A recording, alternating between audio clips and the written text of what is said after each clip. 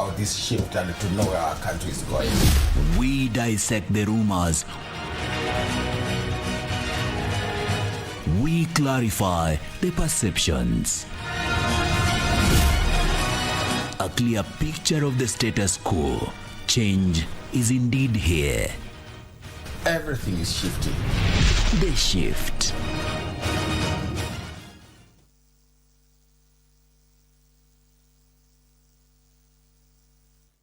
That's right. Tonight we are shifting. A new baby is being born. That's right. That transformation is taking place right here on Prime Edition at Broadcasting House. Just what are we shifting to? And that's the question. Regina Manyara now joins us with the reveal. Regina. Thank you very much, Tom and Irene. There, indeed, the question is, are we shifting or are we in limbo? I'm talking about a plan, what has been termed as a plan. People refer to it as better. That is the bottom-up economic transformation agenda, an agenda that is set to deliver Vision 2030. Its objectives, among others, characterized by job creation, food security, ease of doing business. 2 years on, is it working or not? And the man of the moment is within our periphery, so to speak. I'm talking about none other than the Principal Secretary, Broadcasting and Telecommunications there.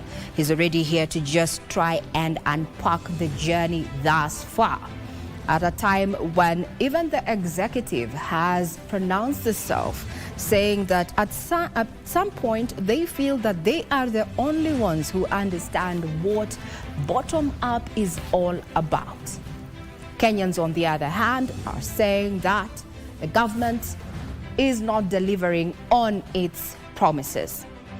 The latest polls and surveys, as well as public participation, has indicated that Kenyans are of the contrary opinion, that government, or rather the country, is not headed in the right direction. Is it? Tonight, those questions are going to be well answered by our guest. That is none other than Principal Secretary, Broadcasting and Telecommunications, Edward Waswa Kisiangani. To you, Tom and Irene.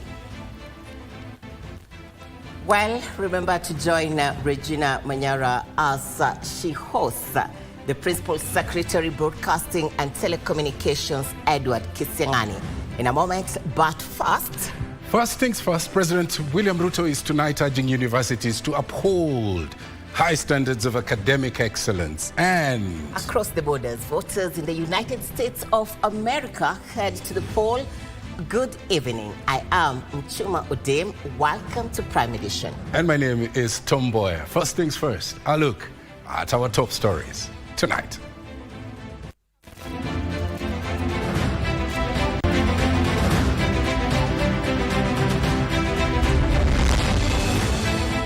Yet another exam tragedy. Just what is going on? Candidate dies in school in Kakamega moments before the start of day 2.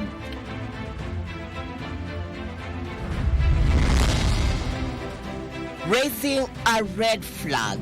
26 people missing after allegedly being abducted by security agents, claims a government human rights agency.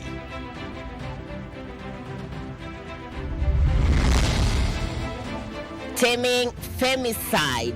Government sets up multi-sectoral agency to arrest rising cases of killings affecting women and girls.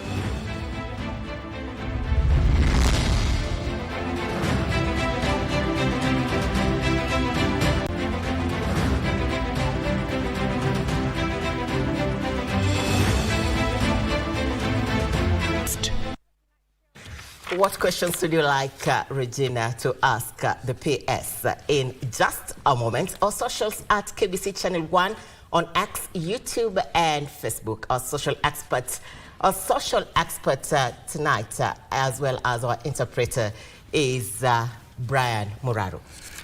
Well, let's get now to our top story, and we begin with an update on day 2 of KCSE, a candidate of St. Patrick Ebubere, Callisto Amboe Oteu School in Mumias, Kakamega County, died just a few moments before sitting his Kenya Certificate of Secondary Education examination that began Monday yesterday. His parents say they received the news of their son's death and informed that their son's body was lying at the St. Mary's mortuary in Mumias. Area Deputy County Commissioner Paul Lagat, however, denied the claims, saying that the candidate was ill and died at the hospital. These and more stories in our KCC Roundup. A day after Kenya Certificate of Secondary Education written exams kicked off, parents of a KCSE candidate, Callisto Oteu of St. Patrick Ebubere School in Mumias, Kakamega County, are seeking answers over their son's death, who they were informed that his body was already at the mortuary. Hata ule mwenzake ambaye wanasoma na yeye, brother ambaye anamfuata kwa mkongo, Rufus, alikuwa pia ameenda shule, alishituka. Ghafla nilikuwa na wasiwasi, nilikuwa na hofu, hata nguvu sikuwa nayo. Kati nilifika shuleni nikapata washapeleka Mumias St. Mary's mortuary. Alikuwa anasema tu macho ndio inamsumbua, lakini kuwa anasema ati mwili inauma. Sasa mimi nikajua tu atapona.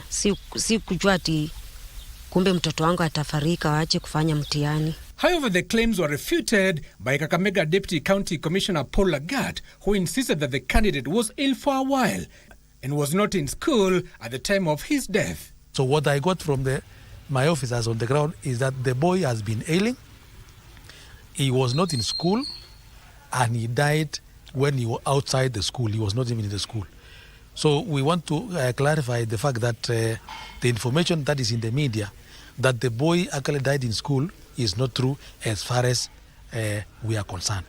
In Kiambu County, 3 adult candidates were in shock after realizing their names were missing at the exam center at Kiambu Primary School, where they had registered. Nimejisacrifice. Nilikuwa kazi, niko hapa, nimekuwa up and down, but nilikuwa najitahidi na kuja shule, ndio at least nikuwe na grade mzuri. Nimeenda kukalia exam, nimesomea mwaka mzima ya chemistry, nikapata niko wrongly registered for physics, na imenirudisha nyuma sana because now I have kufanya kazi ya kutoka form 1 hadi form 4 ya physics in 2 weeks time.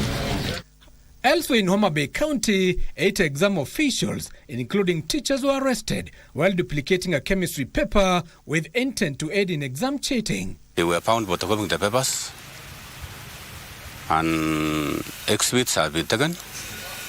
All the eight persons are in custody here at Homa Bay, and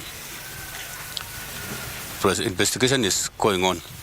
This as next CEO Devin Jagere asked invigilators, supervisors and center managers to follow laid down procedures and regulations and uphold the integrity of the national examinations. Yesterday we had 2 cases of attempted impersonation, and thanks to the MAT agency team, the 2 culprits were apprehended, one in Nairobi and another one in Kilifi. So we are vigilant across the country. Njegere spoke during the distribution of KCSE exam papers in Murang'a East, Murang'a County. Give us Minor, Prime Edition. Prime Edition team wishes all the candidates success in their examinations. Now, from education to parliament, at least 26 persons are still missing after they were allegedly abducted by security agents. The Kenya National Commission on Human Rights told Parliament that all indicators show that abductions were done by some police officers who were operating outside of the law. The state-funded commission now wants Parliament to sanction the Interior Cabinet Secretary and the Inspector General of Police for violation of human rights. Gishuki Washira puts that story in perspective. The National Assembly Administration and Security Committee invited the Kenya National Commission on Human Rights in regard to rampant kidnappings and abductions. The state-funded commission revealed at least 26 Kenyans are still missing after they were abducted by persons believed to be police officers. The 26 abductees include an elected member of County Assembly of Wajir. we actually secured the release of at least 940 arrestees people who had been arrested arbitrarily. And it's very sad to date that a democratically elected MCA is still missing under, the open glare of this country. It doesn't sound right. According to the Commission on Human Rights, 3 of the abductees were picked hours after they spoke to the Commission. The Human Rights Agency accuses the police of violating the fundamental rights of Kenyans since the anti-government protests witnessed in June. These are people who told us that they were held in a basement place where we had cells, and they were handcuffed throughout. So which is this gang or criminal group that has all these hallmarks, all these gadgets that are associated with the police officers? Chair, we would get distress calls of persons who believed that they were under risk of being abducted, and we helped them with their evacuations. Further, the National Police Service Commission is on the spot for hindering the Human Rights Commission from accessing police stations, hospitals and morgues to perform their mandate. The Commission was at times hindered from accessing places of detention like police stations. We went to hospitals and morgues, and we had to struggle to get in there. This committee must prevail upon the police to provide the information we have sought from them for us to make progress. We have post-mortem reports, we have the cause of death in our reports, as you will see. And yet, as Parliament, we are so concerned about this matter that we really wanted to name somebody. In the course of your investigations, could you help us just identify a few, even just one? The Commission on Human Rights now wants Parliament to sanction the Interior Cabinet Secretary and the Inspector General of Police for violation of human rights. The MPs likewise want the Commission to furnish the House with personal details of some of the rogue police officers captured operating outside the law. Gishoke Washira, Prime Edition. Let's revert back to education now. At policy level, President William Ruto is tonight urging universities to uphold the highest standards of academic excellence in driving Kenya's human capital development. While awarding charters to the National Intelligence and Research University and the Islamic University of Kenya at State House, Nairobi, Ruto articulated a vision for education that transcends mere certification to powerful tool for societal change. Here is that report. One for National Intelligence Research University. At State House, Nairobi on Tuesday, President William Ruto awarded charters to the National Intelligence and Research University and the Islamic University of Kenya. And to continue doing in order to maintain the high quality. It's here where President Ruto emphasized that graduates should be equipped with the relevant skills to contribute effectively to the nation's progress. The president also urged the higher education institutions to ensure that the competency-based curriculum effectively complements the bottom-up economic transformation agenda. He highlighted the government's substantial investment in education as a means to promote equity and provide every young person with a fair chance at success. I view this charter as both a commitment to academic excellence and a significant investment in our nation's security and stability. Additionally, I expect the National Intelligence and Research University to support Kenya's digital economy by aligning its academic and research programs with Vision 2030, the Ford Medium-Term Plan, and the bottom-up economic transformation agenda, all of which emphasize the role of technology and research in national development. President Ruto also urged all stakeholders at both universities to recognize that a university charter signifies a commitment to social advancement through high-quality research and innovation. The university charter signifies a commitment to societal advancement through high-quality research and innovation, and that they commit to ensuring this mission of professionalism and high standard succeeds. Deputy President Kithure Kindiki urged religious universities to train well-grounded teachers of faith to prevent the misuse of religion. We've had challenges in this country in the past, people purporting to be agents of religious organizations and beliefs who have brought a lot of damage sometimes because they misrepresent the religious beliefs of that community. And this has happened both in the Islamic side, also in the Christian side. University and industry must work together to equip future engineers to meet Kenya's development needs. I am confident that the National Intelligence Research University and the Islamic University of Kenya are prepared to leverage their resources to address Kenya's challenges in the education sector.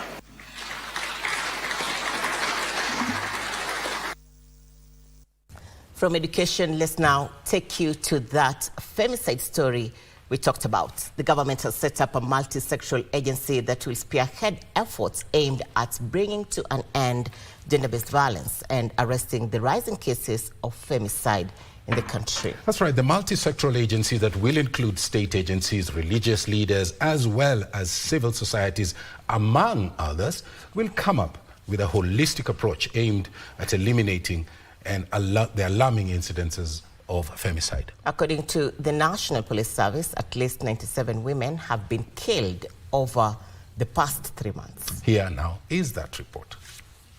The recent cases of femicide in the country, compounded by incidences of gender-based violence, have awakened the government into action. Tuesday, State Department for Gender and Affirmative Action Principal Secretary Anne Wangombe led other stakeholders from state agencies, religious leaders and the civil society to formulate a proactive approach to curb the escalating incidences of femicide. There is that need for collaboration among various sectors, which was underscored, ensuring a coordinated response to prevent and address femicide. Stakeholders further calling for a comprehensive approach to address the cases once and for all. We want to see perpetrators brought into books, and we want to see a whole approach to this thing. This comes as security agencies called on members of the public to collaborate with the police to end the vice. Most of these cases are in courts, and we might not be able to discuss it because it's already in court. But in partnership with the criminal justice system and all the stakeholders like today, we will see a positive engagement in this crime. So what I'm asking from Kenyans is to be patient with us, to give us an opportunity to investigate and take actions. Lakini also investigations bila ushahidi haisaidii. If you know in your community kuna jamaa anahusika ama anadaiwa kutekeleza mauaji ama dhulma za kijinsia, we should not keep quiet. Report those cases to us.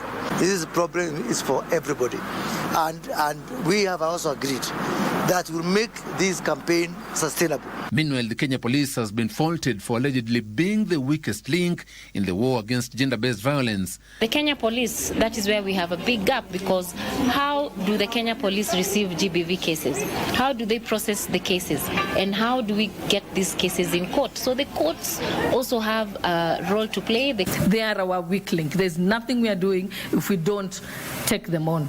In fact, we don't need them at the police stations. Take them to the hospitals. That's where we rush the girls and the women. We must think, what should the character of security look like? And I think the proposal by Cholet in terms of where do you station the protection officers for women. According to the National Police Service, at least 97 women have been killed over the past 3 months.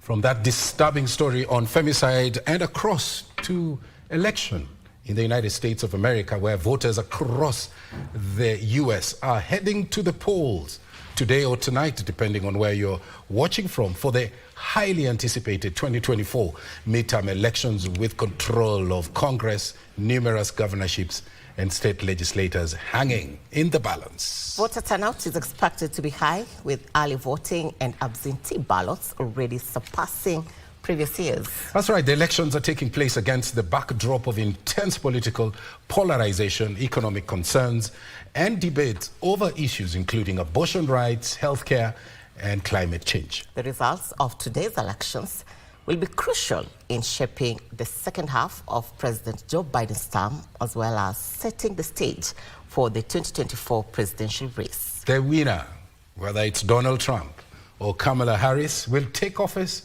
on the 20th of January 2025 and will remain in the White House over the next 4 years. Benson Chumba with that report.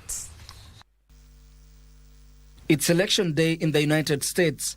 From the bustling streets of New York City to the rural communities of Arizona, Americans are casting their ballots in what could be a defining moment for the country's political future. Are we ready to do this? Both major parties are vying for dominance in Congress, with Republicans hoping to maintain control of the House of Representatives and potentially retake the Senate, while Democrats are working to defend their slim majority in the upper chamber. In a year where the stakes could not be higher, voters are determining control of both houses of Congress, key governorships, and pivotal state-level positions.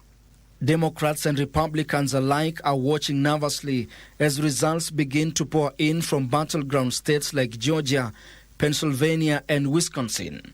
Today's elections are a referendum on a range of issues, from the economy to abortion rights. While some voters are driven by concerns over inflation, others are focused on the aftermath of the Supreme Court's decision to overturn Roe v. Wade, which guaranteed a constitutional right to abortion. For many, this election represents a chance to either affirm the current direction of the country or push for change. Also witnessed is an unprecedented number of young voters hitting the polls today. Polling places have been busy from the moment they opened, and many Americans are determined to make their voices heard. The results of today's elections will be crucial in shaping the second half of President Joe Biden's term, as well as setting the stage for the 2024 presidential race. The winner, whether Donald Trump or Kamala Harris, will take office on January 20th, 2025, and will remain in the White House for the next 4 years.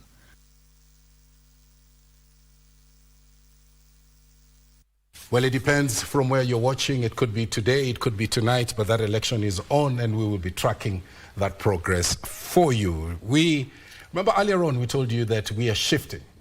At this point now we want to shift over to Regina Manyara to take over the reins. She engages the permanent secretary in charge of broadcasting and telecommunications, Edward Kisiangani. Remember, later on to join Betty Kiptum, who will handle business, and Bernard Okoch Okumu, who will handle the sports. Well, we now take a short break, and Regina Manyara is on standby in the second part of this live broadcast. Don't go away. Stay with us. Much, much more coming up. Very interesting engagement with the peers.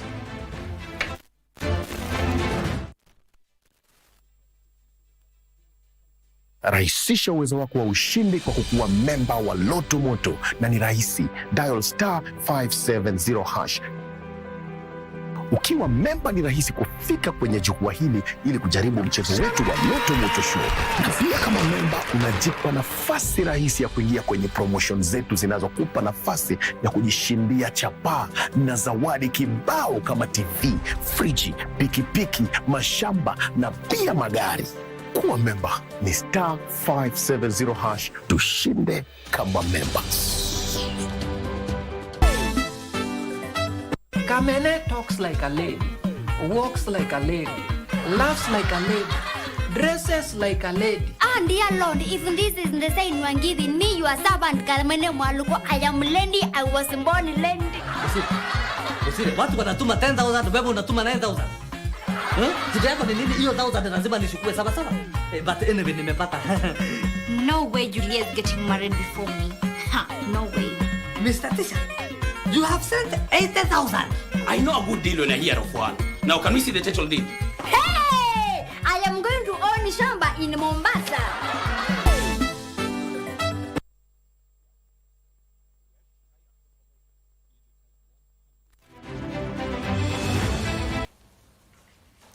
Indeed, we are shifting things around here on Prime Edition. This is KBC Channel 1 and this is a new dawn. Now, the government came into power on the premise of the bottom-up transformation agenda, commonly known as the plan. Now, it was pledged on inclusivity and empowerment.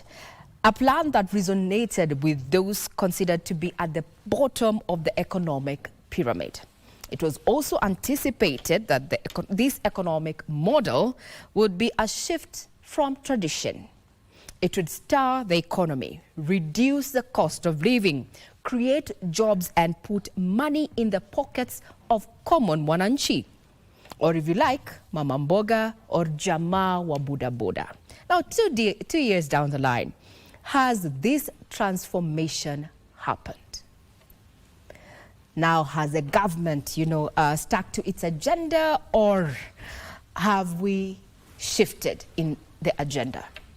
Starting tonight and on every other Tuesday, we will ask these fundamental questions. And this evening, on our inaugural segment, The Shift, I am hosting none other than Broadcasting and Telecommunications Principal Secretary Edward Waswa Kisiangani. The PS has already arrived. He's here at Broadcasting House. And the big question we ask, do you understand yourself what the bottom economic agenda is? Now, you can start sending your feedback on our official handles. That is on X at KBC Channel 1. My personal X handle is at Ray Manyara. Good evening, I'm Ray Manyara. On social media, officially Regina Manyara, and this is A Shift. Now, we had asked you a question, two actually. Now, let me pose it to you just in case you missed it on our socials. There it goes. What do you think can be done to enhance service delivery? What government key projects are you familiar with?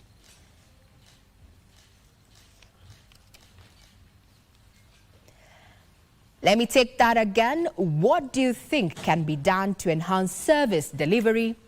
What government key projects are you familiar with? And this is what you had to say.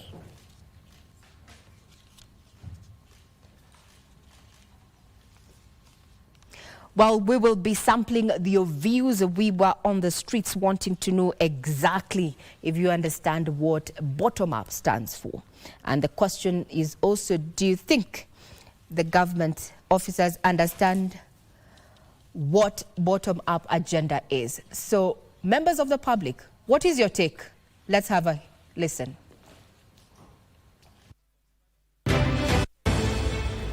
Two years since the Kenya Kwanza government took office under the leadership of President William Ruto, the administration has been able to achieve key milestones they have targeted to accomplish. Come with me as I engage with Kenyans. Welcome to KBC. You start with your name and maybe you could tell us what do you think can be done to enhance service delivered in the country? My name is Robert Kiberenge. What I want to say about service delivery, in order to enhance service delivery or to improve service delivery, we must curb corruption and the wastage in public spending. Because there is a lot of corruption, there is a lot of wastage. So this one is what undermines public service delivery.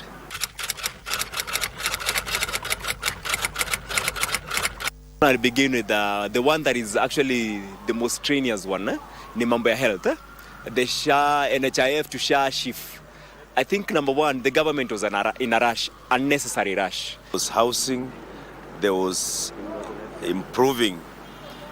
expanding agricultural land by over 1 million hectares. There was also the Hustler Fund, empowering people.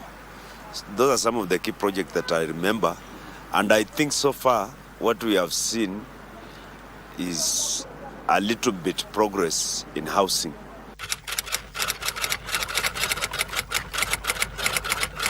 Bottom up was supposed to be empowering people at the bottom of the pyramid so that we reduce the number of poor people so that they can be uplifted economically. But I think there was no clear plan, or there was no elaborate plan of implementing bottom-up economic model. Tuliambiwa mambo na bottom up. Na hii bottom up ilikuja kwa niaba tu ya uongozi. Haikuja kwa niaba ya wananchi. Kwa sababu tukiangalia ile uchumi vile mali inaelekea na mali watu wako saa hii, hakuna kitu inaendelea. One ni issue tu ya goodwill. Goodwill is the principle. Watu wenyeshe tu goodwill. Because goodwill ndio itafanya proper implementation of all the services they're trying to put. As long as goodwill haiko hapo, then I think maybe kuna a lot of deception, kuna a lot of hypocrisy, and unfortunately hapatakuwa na performance. And when performance is not there, then unaeka wa Kenya into pain, push Kenyans into a lot of pain, unnecessary pain.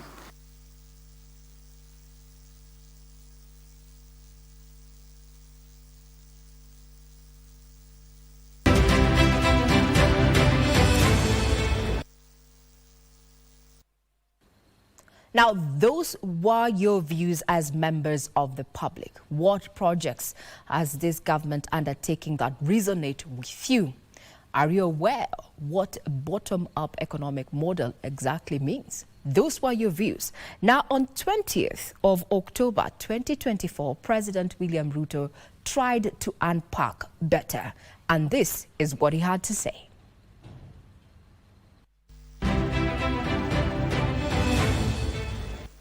This fact is abundantly clear to us.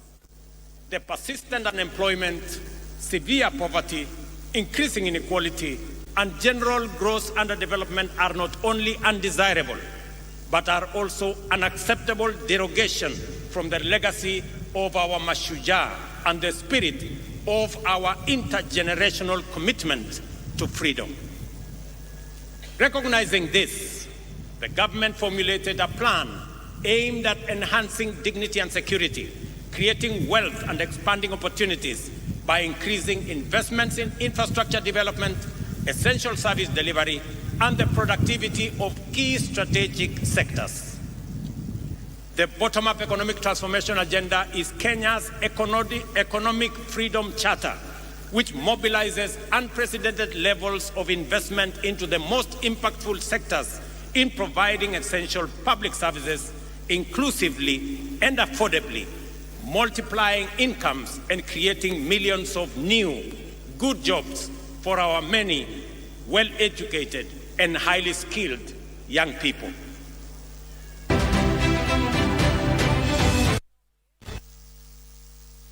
The time is now and government has shifted. Question is, are you feeling the impact of the shift? Focusing on the bottom-up transformation agenda. Now, from the members of the public, let me just recap. Corruption and wastage is affecting service delivery. Government was in a rush in implementing and introducing some of the projects. Wananchi feel that the government is currently out of touch with her needs. Tonight, we are joined by none other than Edward Waswa Kisiangani, PS Broadcasting and Telecommunications. Let's pick it up from there, and on a very light note, does the pressure increase or decrease or creases? When you are in leadership, thank you very much for inviting me here. Yes. And I'm glad last time you hired me to be a guest commentator on the Africa Cup of Nations. And you didn't pay me, so I'm still asking for payment. For payment. But the point is that there's always pressure when you are in leadership. And the pressure that everybody in government is facing, including the president, is not unexpected. Because you go into leadership to serve the people. And the people have certain expectations. And when they get a little frustrated, the pressure is yours as a leader. So it's sometimes we say yes, we have pressure, but that pressure is good pressure because we have a duty to answer to the requirements of the people. And when they ask us to up our game, they are not asking something illegal. It is within their right, and we have an obligation to obey. So the pressure has been there. Sometimes it's not there, but in leadership, in a situation like the one we are in, pressure is always the name of the game. I like when you say there's pressure. Now, we have been seeing some shifts in government, so to speak, you know, and you sit in a position, broadcasting and telecommunications. Has been the feel so far at the top of the helm? It's a brand new game. It's a challenge. There are new responsibilities have taken over. I have had a long career in the academia, teaching in the university, but here it is government, so I took a little while to learn a couple of things.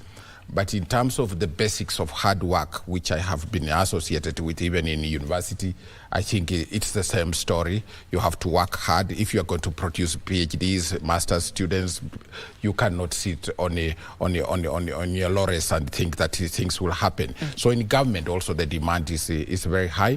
I'm taking the challenge very well, and I'm grateful the president gave me a chance to do this. I'll do it every other day, overnight, midnight, in the morning.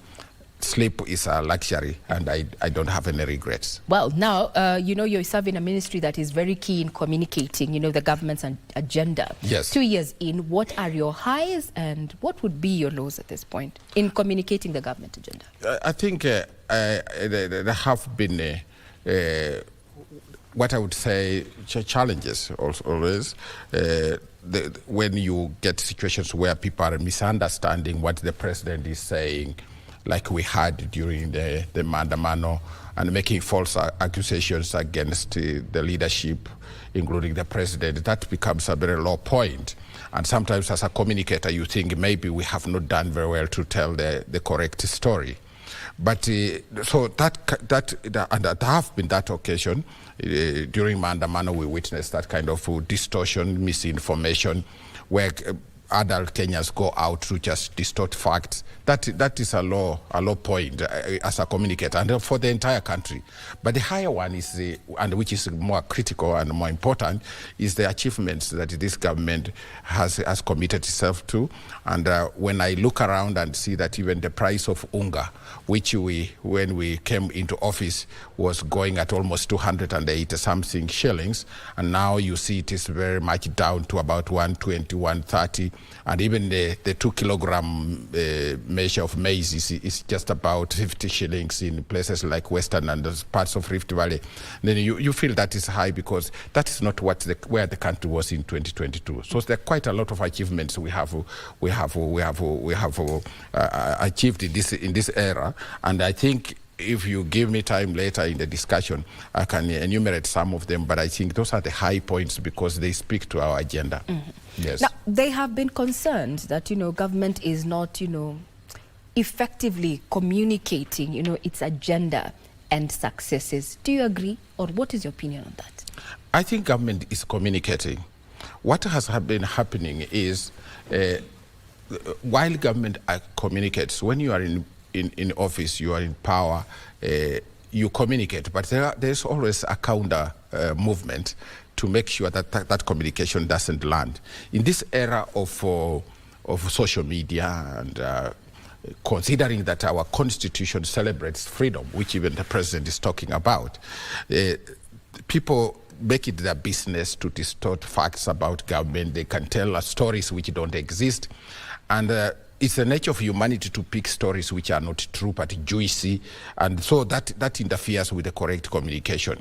But I think government is communicating, and it's not even just a question of going to tell people what you are doing. I think this government has a unique characteristic of communicating through actions. And there are a lot of actions that we have been involved in. When the president spoke about, and I can take you to this because it is important. You remember when the president assumed the office, he talked about the bottom-up economic thinking. And there were two priority areas, Regina, which were critical. the first priority areas was the immediate needs of the people. And he said he wants to lower the cost of living, eliminate hunger, create jobs, stabilize foreign exchange, and then, of course, expand the tax revenue. This is the agenda that he took to the people, and they voted for him. Then there was that's at immediate level. At the second level, he talked about the 5 pillars of the government. Then pillar number 1, whichever way you want to state it, is about housing and settlement. The number 2, agriculture and food security. Then you have small and medium enterprises. You have universal health care. Then the information superhighway. Those were now the medium term or long term agenda. So if you look at these 2 areas, the priority areas, which are part and parcel of the manifesto, you look at the cost of living. When we came into office, we were told the cost of living is very high. You had people going to the streets to say, lower the cost of living. I don't think you hear about that story about food again. I think in many parts of this country, the question of food now, when we talk about, is about storage and keeping the food, but otherwise the food is available. So we have done a couple of things, lowering eliminating hunger. We haven't quite achieved that, but we are somewhere. We are not at 2022. We have stabilized the foreign exchange. When we came into office, we had the exchange rate to the dollar was, Regina, just about 170. But now it is 128 for a dollar. That is not a failure. That is not a failed story. So we are communicating through action. Now, the people of Kenya voted for this government to collect revenue. There are many people in Kenya who don't pay taxes. So, and that is one of the things that the president talked about, and which became the basis for the tax measures that he has undertaken to finance our economy. So it's not that the president has sat in one place and just decided, let me raise the tax revenue. This is part of our manifesto, and we are communicating that through action rather than just talking. Okay. Now, when you talk about taxes, and right now we are actually just on display on what the bottom-up economic model looks like. And would want to pose, how does it work? Because there are critics who've come out and say that the bottom-up economic model, why did we have to adopt it? What was so wrong with the Big Four agenda, that we had initially? I think Regina, I'm glad. For instance, I'm glad that you asked this question. It's a quintessential question, and which many people should be asking. If you look at the demonstration on the telly about that pyramid, for many years, from 1963 up to the time President Ruto becomes president, the experiment we had adopted was the one that says that small part, the tip of the pyramid, that you can empower big businesses and industrialists at the top, and whatever benefits they get will benefit the many people you see at the bottom of that pyramid, at the base of the triangle, as you can see that. Now, that is the experiment which is like top, bottom. So when you empower the top, the bottom will also get the goods and they get the warmth. The trickle-down effect. The trickle-down effect. Now, if you have been conversant with the history of our country, this country was richer in 1963 than it was in 1970, and poverty levels have been increasing. By 1980, poverty levels had gone up, and at the time we reached the 21st century, poverty levels were at imaginable levels. The rates were very high. So, as a leader, President Ruto asked himself, is this model working? If it's not working, can we just sit and say, this is the only model available, or we do something about it? So, in his campaign, he posed several questions and engaged many people in this country, even through town halls, and said, this model has failed. So what is it that is failing? The failure is coming as a result of the fact that at the top of the pyramid, the industrialists and big businesses don't even have enough positions, enough positions to give to Kenyans. Let me give you 2 examples. Just a few years ago, the government set up the garment factory in Kitui. And when it did that, the garment factory could only, after taking in millions of shillings to set up the factory, it promised to give only 600 jobs. Then there was the bullet factory. You heard about that story. Yes. It was only going to employ 1,000 people. After putting in almost, 200 million to put it up. Now, 200 million to create 1,000 jobs, millions of shillings to create 600 jobs. You cannot deal with the lower part of the pyramid which you have shown, and you are not going to give enough jobs. So what the president said is, we must adopt a new model where we look at that bottom part and say, how can we empower them to look after themselves without depending on the top? And so he says, the engagements we do, what are the problems of these people at the bottom? Some of the problems are the ones we are talking about: lowering the cost of living, some of them go without food, they eliminating hunger. Education is expensive. Education is expensive. They can't pay for health care. Some of them don't have even places to stay, to live as houses.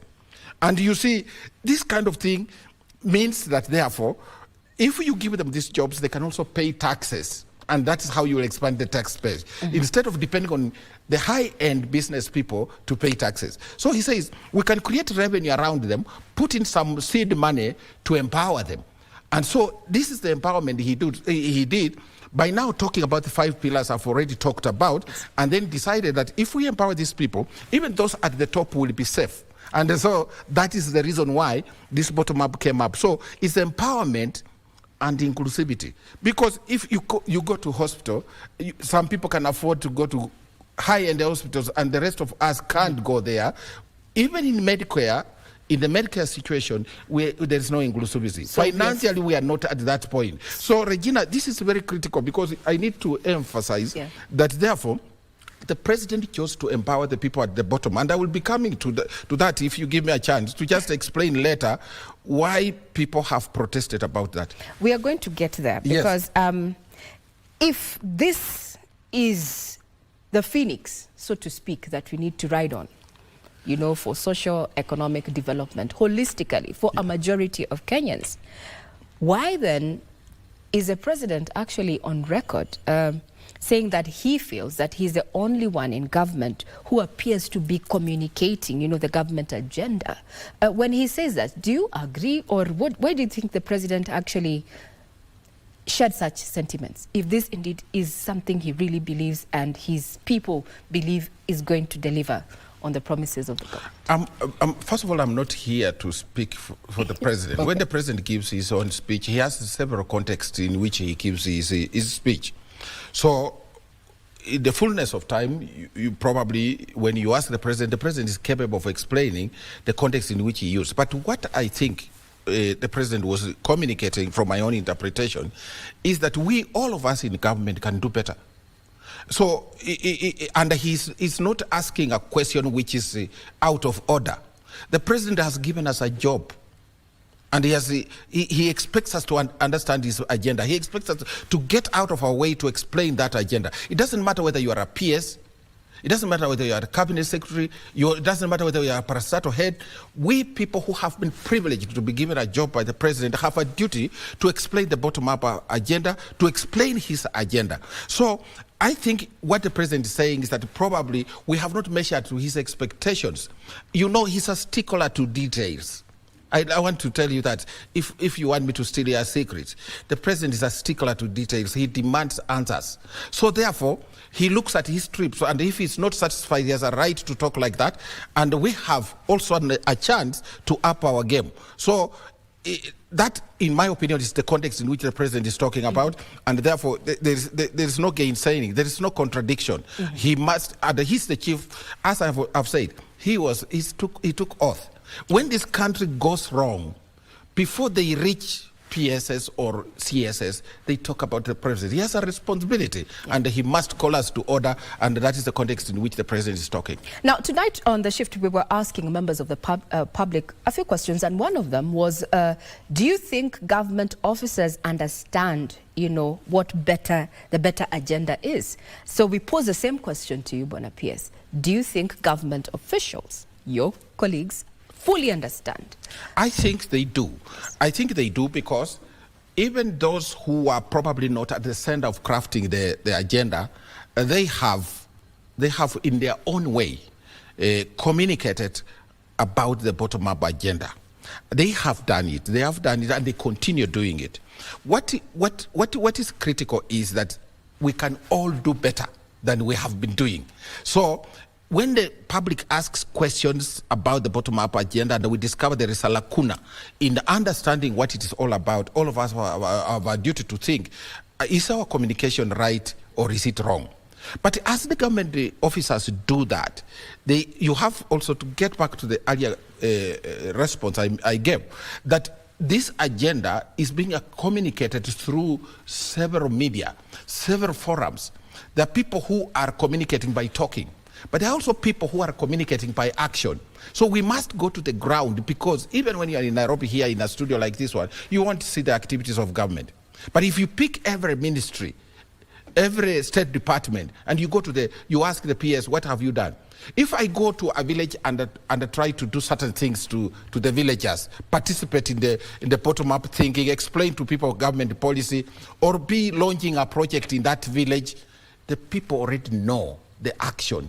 It doesn't matter how many times you tell them the story.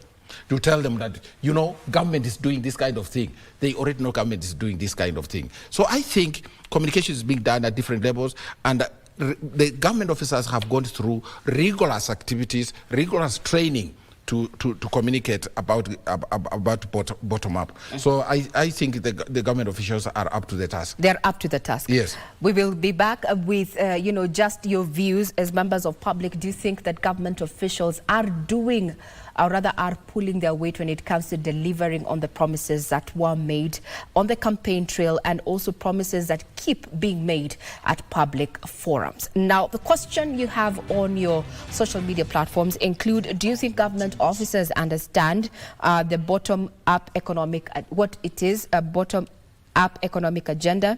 Then secondly, do you understand yourself what the bottom-up economic agenda is? Get on X at KBC Channel 1. Mine is at Ray Manyara. Now let's play it up for you there, just in case you missed it. So the first question is: do you think government officers understand what bottom-up economic agenda is? You can respond on X. The second one is: do you understand on a personal level what the bottom-up economic agenda is? Either way, no or yes. Tell us where you're watching this particular broadcast from and give reasons why you do not know or you're not aware. We take a quick breather.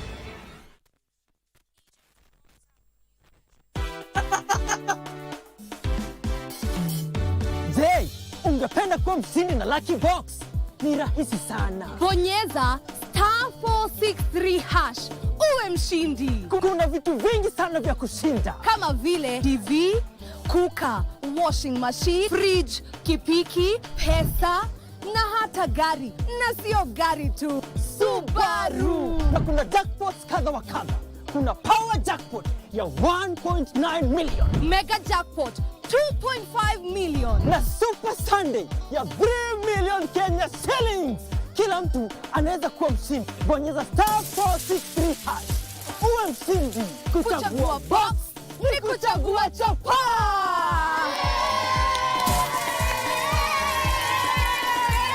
Kumbuka, kila unapocheza Lucky Box unasaidia watoto kusoma. What's wrong with you? Are you crazy, Carolina? Why did you follow me? What's wrong with you? Now I finally know where you got the money I found. Amparo? What's the matter? What's the matter? What is it? Rosa! Rosa! But what's wrong? What happened to her? We don't know, son. Look here. If anything happens to Mom, it'll be your fault, Isabel. Do you understand? If anything happens to her, It's quite hard for me to believe what you're saying. I don't know. There's probably some mistake. Isabel?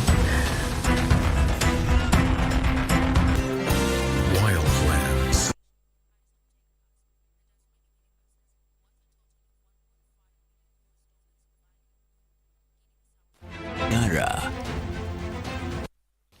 Welcome back. This is The Shift, and tonight we're putting better, or rather what is called a plan to deliver Kenya socially and economically as per government's, wishes and plans. If it is at all working 2 years in, my guest tonight is none other than Prius Broadcasting and Telecommunications, that is Edward Waswa Kisiangani. And before we took a break, we actually sampled your views. And some of the issues, Bonapiers, that Kenyans have raised is that corruption and wastage is undermining efforts by government in as far as service delivery is concerned. How is government working to address this? Because we have been keeping tabs. Right now we are seeing, as if various arms of government are counteracting each other. We have the DPP on one end, we have the EACC on the other hand when it comes to matters of corruption. And Kenyans have said that that is one of the reasons that is undermining, service delivery to Kenyans. Speak to that, please. I listened very carefully to Wananchi talking about the problem of corruption and wastage. I think if people, and I will remind all Kenyans what the president said during the campaigns. Initially, corruption in Kenya had been weaponized, where if I don't agree with you, Regina, I simply call the police to arrest you to stop you from criticizing me. President Ruto has not done that. In fact, there are certain things that President Ruto has been talking continuously, and maybe those of us in government who are privileged to work under him, we should continue talking about this so that people understand his thinking. The president's thinking is that we must have strong institutions to fight corruption. It must never be personalized. And that's why the first thing that he did when he came into power, into office, the president appointed judges who had been ignored after being approved, just because some people had issues to work with them. In fact, some were being accused of being corrupt without any tangible evidence. So he appointed. The other thing that the president did, he empowered the investigative arms.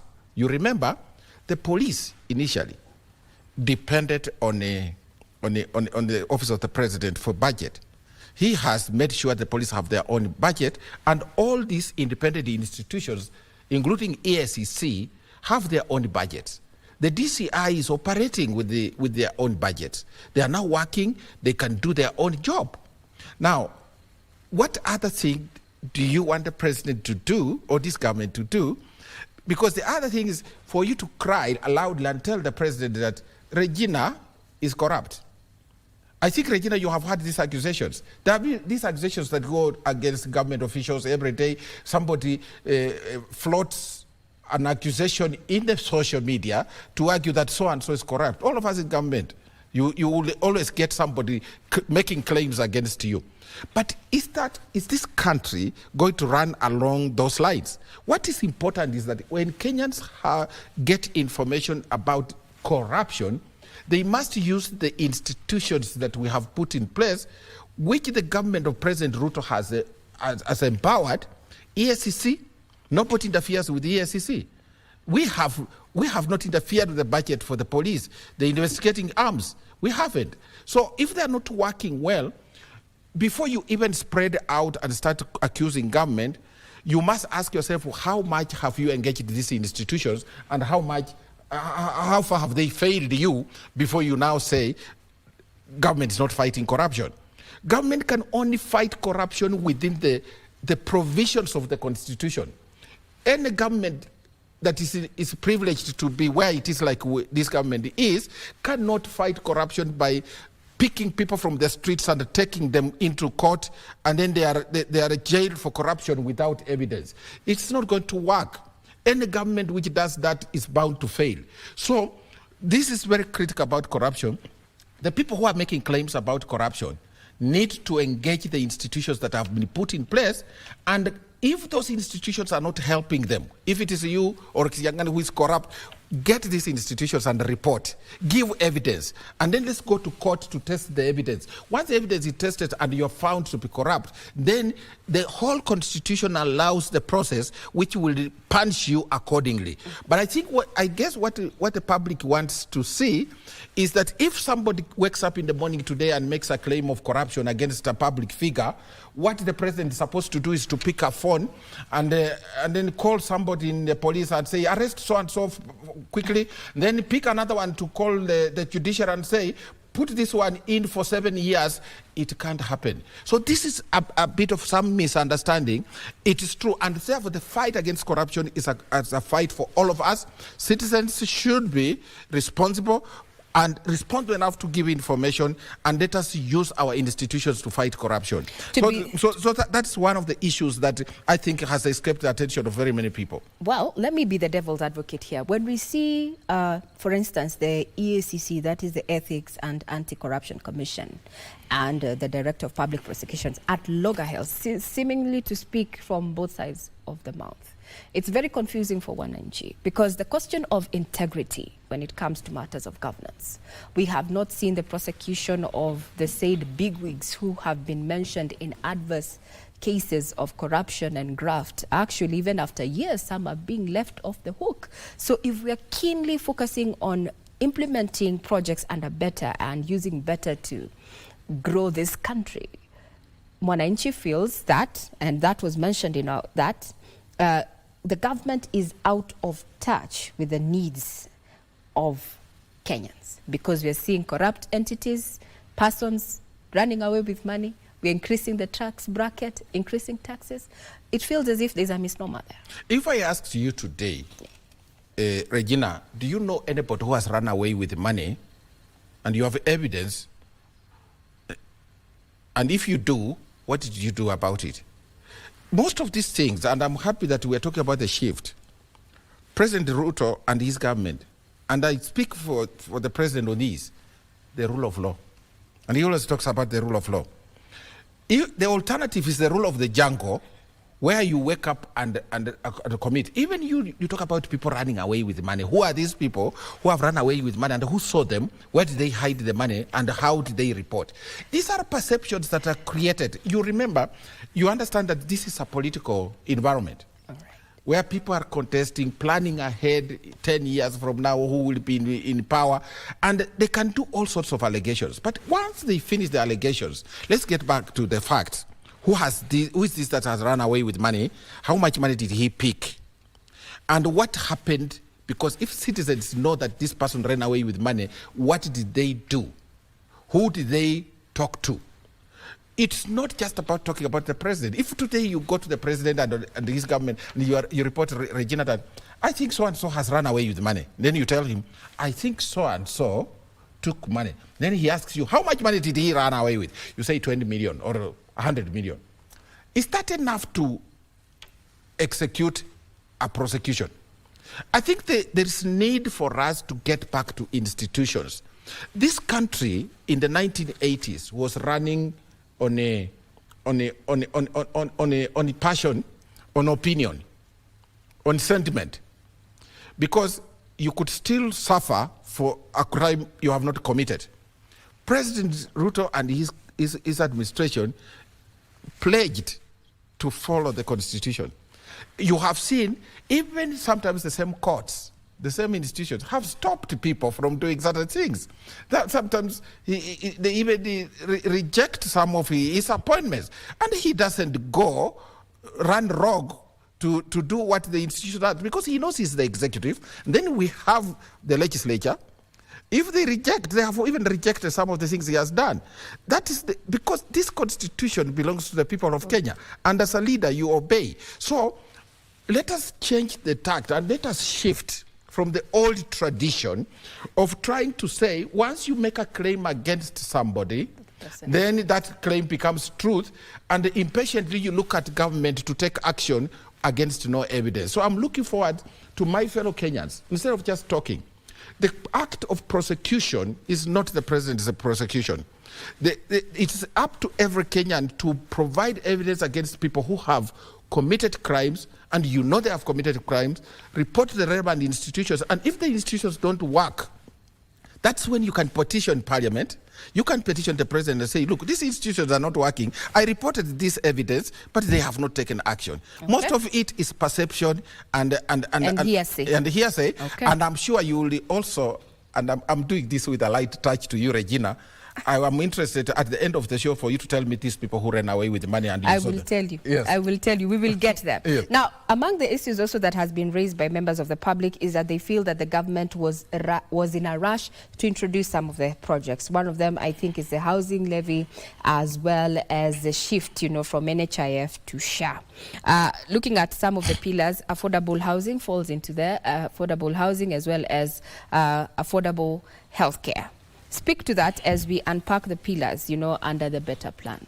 I think, Regina, when you are dealing with human beings, people who have no food, you have no time to wait. When people tell us there was a rush, people who have no shelter, people who have no jobs, you can't say you can postpone this matter until 5 years ago, 5 years to come, then you say, now I'm ready. Maybe to prioritize more food, putting food on the table. I've talked to you about the main issues which were urgent. And I talked about the elimination of hunger, getting jobs, stabilizing the foreign exchange. This kind of thing, including, expanding the tax revenue. Exactly. Now, let me now speak to this situation, especially the pillars. The government was not in a rush. These pillars are interconnected. So the 5 pillars I'm talking about, by the way, there's a 6th one I will mention. Climate. Climate change and environment. But yes. let's go systematically about this. Yes. Some of the misunderstanding you get around are regrettable because I don't think people listen to the president properly. And I encourage Kenyans to look at the president's consistency when he speaks, because he's the head of government. He speaks about certain things. So let's pick housing, for example, Regina. People think that when the president talked about housing, and they go out on the streets to talk about housing as if, they think that housing is about houses. Let me tell you something. The president has talked about this thing many times. Housing is not about houses, although it includes houses. Housing is about food security. Let me just take you through this. Housing is about food security. It will surprise you about the interconnectedness. The food security, look at Nairobi here, where we are. If you look at parts of Karen, the soils are not as good as the ones at Ruaka and parts of most of the Kiambu area. Now, if you go to that place, because of poor planning about the land use, we have put houses on pieces of land that will produce food. Now, housing is also about planning. Where do we put houses? We look for lesser productive areas, put their houses, put their facilities, that supermarkets are playgrounds for kids. But those who have land in such a good places like Ruaka, they can go and stay there, but we still retain the land that can produce food. So housing is not about houses. Therefore, housing is about planning to save land for agriculture and for production of food. So it's about food security and planning. The second thing about housing is because you are looking at about jobs. Regina, people think that houses are about how not everybody will get a house. We have to understand that. But if today you put out 400 units in Nairobi, or like the ones that are being put up in Mombasa, those are some of the projects. If you go to counties, you will know what's happening. A lot of places have houses coming up. Now, if you have 400 units you are putting up, maybe 400 units will be given to only 400 people. But if you are constructing that and you put up that project for another 2 years, do you know how many people will pay school fees for that? Yes, those who are employed under the projects indirectly. Yes. But then someone who is contributing, especially those in the form of employment would say, if not everybody is getting a job then, I mean that particular housing unit, then why am I contributing to that? And that was an issue that was raised by This issue needs to be, we need a paradigm shift in our thinking. In the United States and the UK, people surrender their pensions even before they die to contribute to fellows who, in a foundation or anything, money their savings to people who are not even related to them. Now, if we are going to have a country where you can only contribute where you are a direct beneficiary, how many people I've paid school fees for kids that are not even my relatives? There are people in government, maybe you have also supported people who are not with you. People who have houses, and they do not want others to own houses or to get jobs. That is really very, very selfish. So the thinking is we cannot contribute. It's like you can say, I don't need taxes. Maybe I'm rich enough. I'm not going to pay taxes because these taxes will not come to build a road at my place. I already have made a provision to enter my compound. So since it's not going to work to me, I don't pay taxes. This kind of thinking is not good for our country. So we need to tell our people that everything you do, even when you go to the farm and you plant maize and other food crops, you are not going always to feed on that food alone. There are other people who will feed on it. So we need to have a spirit where we can assist others. Assist others? Yes, assist others. See, this is a capitalistic state. Yes. Let me because I'm still exploring. Give me a few minutes to just explain because that's a very critical thing. So, if you stay in your neighborhood and you have young people, Regina, who cannot get jobs, and you have to put steel doors around the house because you fear these young people, then the president is telling you, why don't you have from your income some levy so that these young people, tomorrow they have a job, and you do not have to put steel doors around your house to protect yourself. That is the connection. Therefore, if we give many people jobs through the housing scheme, our lives are safe. And this is what the president has been talking about. So housing is also about jobs. And these jobs are in hardwares, they are in cement places where people are selling cement, they are in people who are doing timber, they are in people who are selling electronic goods. They will pay school fees. They will pay for Medicare. They will support others. They will support their parents. Now, in 2 years, if you put up a house, if you have a house, even as an individual today, if you go and put up your own house, and you invite young people to work with you, they have young families. Most of them are going to have no budget issues for 4 years. Some will pay school fees from Form 1 to Form 4. By the time the unit is completed, a kid has completed school. So housing is about jobs. And so, therefore, when we talk about these jobs, and I speak very passionately about this so that you understand how the thinking came about. There are many people, a couple of people at the top of the pyramid in this country who want to keep everybody poor. Okay. And so, and it has a relationship with the way you discuss labor and you understand labor.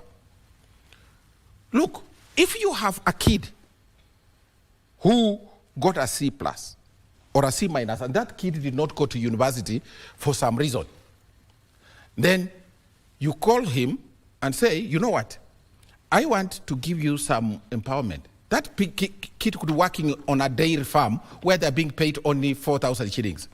Then President Ruto calls that kid out and says, you come, I want to give you some digital skills, give you a smart-enabled phone, which you can use even to order your materials for housing. Once I give you this phone, you can also do online jobs in Malaysia, in India, in America. Now, the 4,000 you're paying this kid on a dairy farm where you have your cows is the money that the kid will make a day. Now, but once the president migrates, shifts this population which has been providing cheap labor, and now empowers them to earn for a day what they earn in a month, he's bound to get this this protest. So the people fighting are the guys who are saying, why is President Ruto interfering with our labor? Our cheap labor, which provides us with high profits, and now he's empowering people who give us cheap labor. The young people of this country need to understand that thinking. If they understand that thinking, their only friend will be William Ruto. Now, that is your view. No, because you asked the four pillars, yes. Because you really need to understand the interconnectivity. Yes. But so the housing, if you create these jobs for these kids, it's different from waiting for an election period, Regina. To give handouts. Then you give handouts and they disappear. But if they are doing some sensible work, participating, because a house has very many facets, then you are empowering them to earn a decent living. They go home with the money they have earned through their labor. So this is the understanding on the pillar on the housing. So if you allow me, I could go to another pillar. Housing, we've talked about housing. You've talked about as well as, did you mention agriculture and food security? Now, and how they're tied together? Yes. Now, agriculture and food security, I've already talked about the food security. Yes. Yeah. Securing land which is good for cultivation. Yes. So that's how it is related to the pillar of what? Housing. Yes, housing. But there is now agriculture and the food security itself. Let me tell you something. Around 2020, up to around 2022, Kenya was importing a lot of food. Pick our normal food, which is maize, based on maize. We were supporting the economy of Malawi and Zambia. Because we take the foreign exchange that we have and then we use it to import maize. So what did the president do? He said, surely we can produce this food locally. And what he did, he brought in subsidized fertilizer. The subsidized fertilizer, if Regina, everybody in Kenya is honest with what the president has done, you can have differences with him, but you have to be honest with the things that I've done. People are talking about, we don't see the projects. What about this project which has produced a lot of food in the Rift Valley and Western Kenya?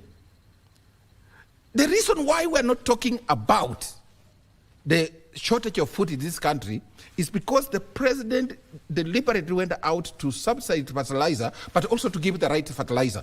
Most of our soils were already acidic. So he said, we can't continue using diammonium phosphate. So as a result of that, food production has gone up. I don't know where you come from in this part, but if you have toured places like Nyandarua, the problem you will see with potatoes is now storage, and which the president has already provided a solution. We have to build the count aggregation centers to keep food and sell when the prices are right. But actual food production has gone up as a result of this intervention. So if we are no longer importing a lot of maize and food from outside, that is the reason why, you remember in 2022 around December, there was a shortage of foreign exchange in this country. Yes. But why are we not now? Why are not people now complaining about dollars? They are available dollars because nobody is looking for them to go and import food. This is an achievement by the president and his government, and we need to talk about it. Do you think I'm spreading rumors? Let me ask you, Regina. No. Am I spreading rumors? I've actually contrachecked that government actually plans to do around 12.5 million tons of subsidized fertilizers during the 2024 cropping season. Yes. But also we had a scandal around fertilizer in this current tenure, where we had people taking advantage of that particular season to rip off Kenyans when it comes to matters of farmers. The question of graft when it comes to the spirit of these particular policies that are driven, towards economic empowerment and, social development of Kenyans. So corruption is coming up from there. But then as we come to a close, because I'm sure we cannot unpack all the pillars as we go, because we will be having these conversations each and every Tuesday. From public participation that we've had recently, Kenyans are discontent, and there's a disconnect between the policies that are being rolled out, some projects, and Kenyans feel as if the government of the day is out of touch with their needs. From where you sit, your ministry is charged with communicating the government's agenda. You're a government official. How do you plan, or how do you think then you will address this disquiet? I think, let me speak like this. Quickly, I know that we cannot exhaust all the pillars. But what I'm telling you, at every pillar, and I will begin with mine also, the pillar number 5. Yes, digital. I will just talk about quickly to tell you that we have rolled out the digitization programs across the country. And you know, in our latest move, we are now even using Kenya Power to move the fiber into homes. Now, it's out there for you to check. The digital hubs that we have done in Tibet, the Gituma programs, these are not rumors. And we are doing that to support the agriculture. We are doing that to create jobs. So that we eliminate poverty. It is interconnected, and our ministry plays a role of bringing together all those pillars together, because it is the oil, it is actually the petrol that runs this country, because the president and his government are migrating all Kenyans to the digital platforms. But now coming to your question on the discontent, I think if you do a proper analysis, a pollster, and I encourage KBC to do a pollster, some of the things that you think are true, the people will tell you they are not true. And there are pollsters to show that a lot of people in this country are happy with what the government is doing. But because social media is alive and it keeps some false information, sometimes you get that kind of situation where people believe stories which are not true. And you know, we are in a post-truth world where truth is distorted to favor certain sentiments of powerful people. I have to look at this and take you to an important explanation, Regina. Around in the early 70s, there was a few people raided a bank in Sweden. And when they raided a bank in Sweden, the government tried to find out, how do we deal with this? Because, you know, they are armed to the teeth. And they have raided a bank and they have taken everybody hostage in the bank. So what the government said, you know, if we just enter this bank and try to release the hostages, maybe we will endanger the hostages. So the government tried to negotiate with them, but it kept taking food to the hostages for several days because they would die anyway. Now, when that happened, Regina, after some time, an onslaught was done when the government was satisfied that the situation was safe enough to enter the bank and release the hostages. Now, the same hostages, when they were asked to come and record statements to the police about how they were taken hostage, they refused and defended those who had captured them. The problem that we have in this country, and which we should confront as a nation, is the Stockholm Syndrome. It's a syndrome associated, because this bank situation happened in Sweden's capital city, Stockholm. A Stockholm Syndrome is where you start supporting people who have mistreated you forever. If you look at the bottom-up thinking that we have, which the president has introduced in this country, shifting everybody's thinking to a different level, people have suffered degradation. People have suffered poverty. People have suffered labor exploitation since 1963.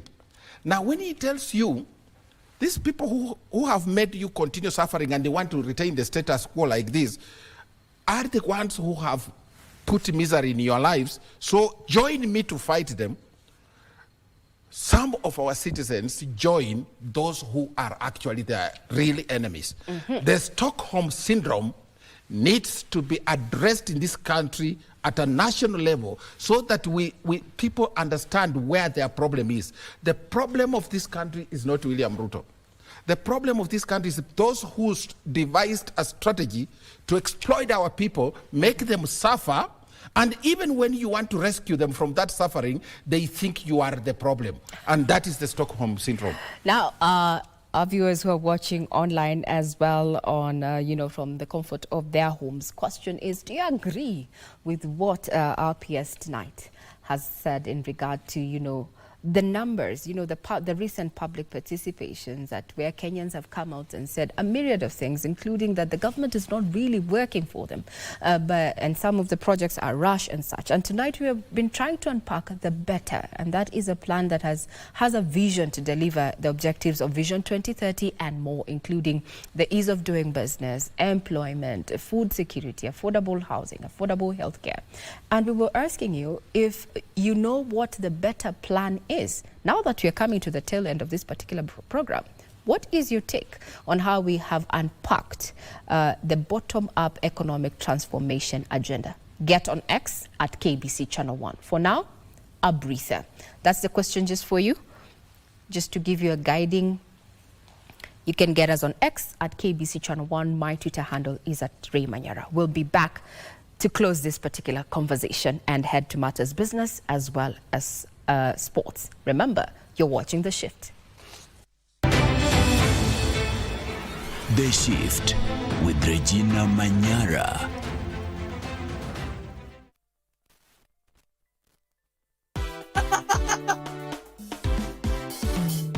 Je, ungependa kuwa mshindi na Lucky Box? Ni rahisi sana. Bonyeza *463# uwe mshindi. Kuna vitu vingi sana vya kushinda, kama vile TV, kuka, washing machine, fridge, kipiki, pesa na hata gari. Na sio gari tu, Subaru. Na kuna jackpots kadha wa kadha. Kuna power jackpot ya 1.9 million, mega jackpot 2.5 million, na super Sunday ya 3 million Kenya shillings. Kila mtu anaweza kuwa mshindi. Bonyeza *463# uwe mshindi. Kuchagua box ni kuchagua chapa.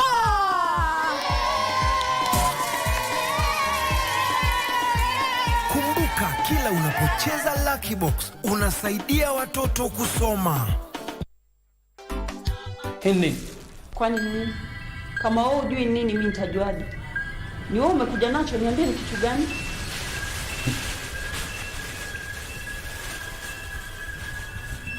Nini? Nikipoteza chochote chumbani mwangu, nisiulize wale ambao naishi na wao? Oh, kati ya wale unaishi nao, uko na siri ndio wa kwanza. Hivyo viatu na nguo tunavaa na wewe. Sikiza nikupe ushauri mdogo.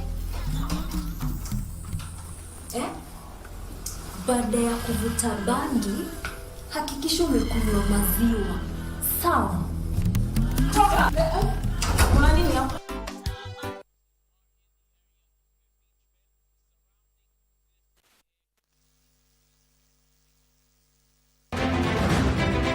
The public says that government has been rushed in establishing and rolling out a few policies and projects.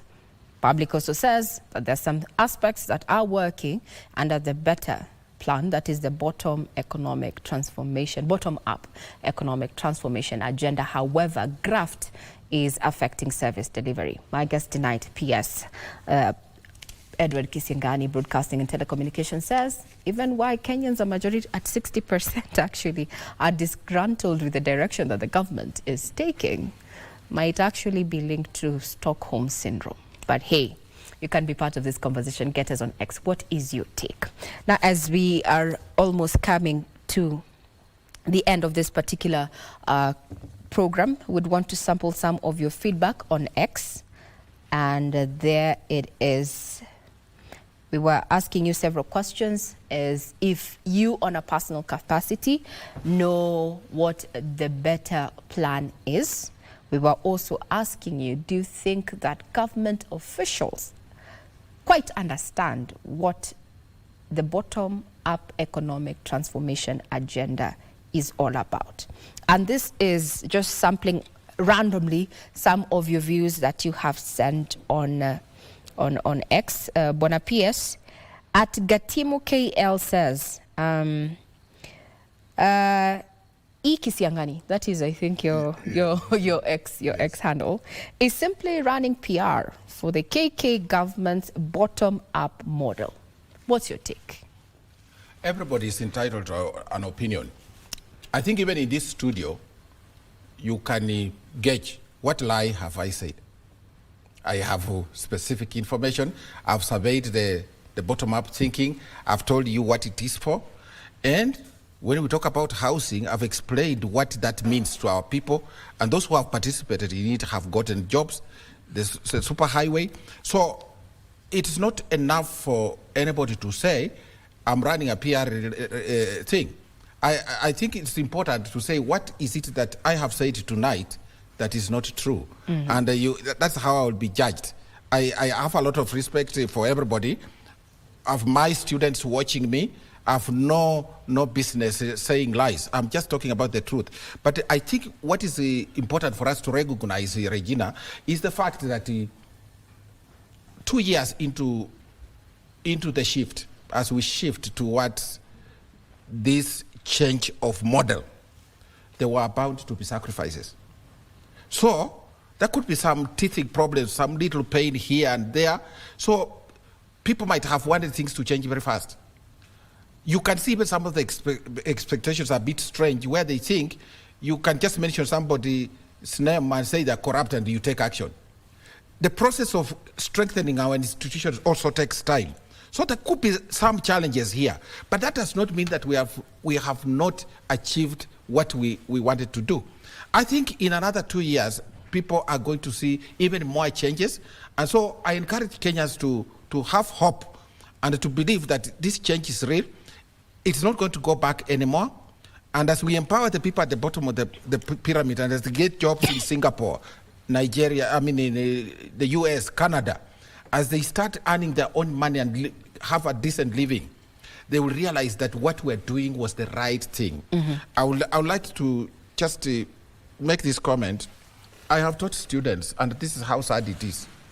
I meet them 10 years later, Regina, they tell me, I ask them, do you now have a family? They say, Mwalimu, with what I earn, I can't afford a family. These are kids. We need another generation to take over from this country. And look at how disparate they are. And because they are being paid on a dairy farm, 3,000 per month, which is impossible even to pay for a house, but now the transformation is saying, through digital skilling, through these programs in the 4 pillars, including now even telling people, the 6th one, which is environment, where you are telling people, kids, go and get seedlings for us as your business, because we want to plant 15 million trees. Then, they earn a living which can make them even establish family, set up family. Mm-hmm. This is just how sad and serious these things are. So there could be initial teething problems, but this cannot be equated to failure. Failure is not an option in this country. We are on the right track. I like that, because you've just preempted the next question that was, and you've already aptly answered it, is M. Muya says, 2 years into government, and we are asking about understanding the bottom-up agenda. Why now? So that you have aptly answered that particular question there. And as we come to a close, I'd want you to just give us a sneak peek of what we are likely to have on Tuesday. I think on Tuesday...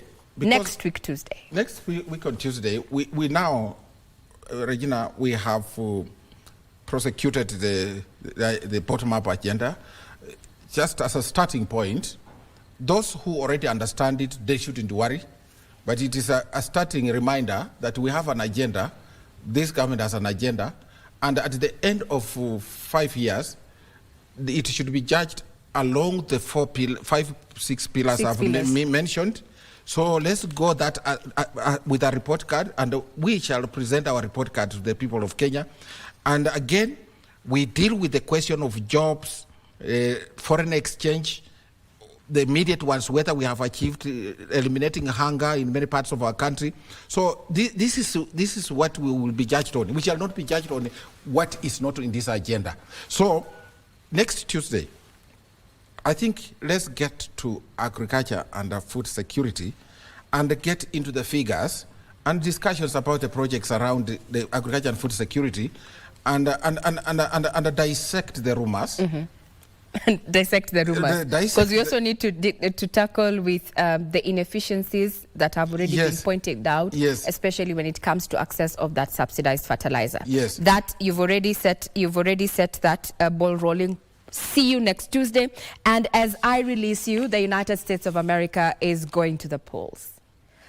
What do you think, Kamala Harris or Donald Trump? What is your opinion entirely as Edward Waswa Kisingani? I've always been a Democrat.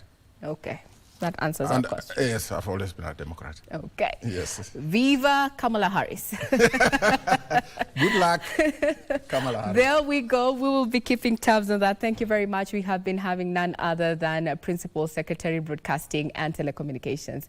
That is Edward Waswa Kisingani there, just taking us through the bottom-up economic transformation agenda and what it augurs, or rather what it means when it comes to delivering services and also delivering objectives under the Vision 2030 and more. So as the shift takes a break, we'll be right back with Matters Business and Sports. Do not go away.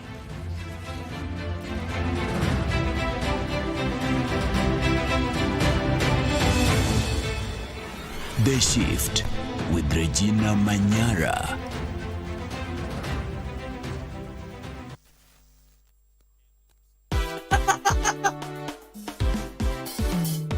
Je, ungependa kuwa mshindi na Lucky Box?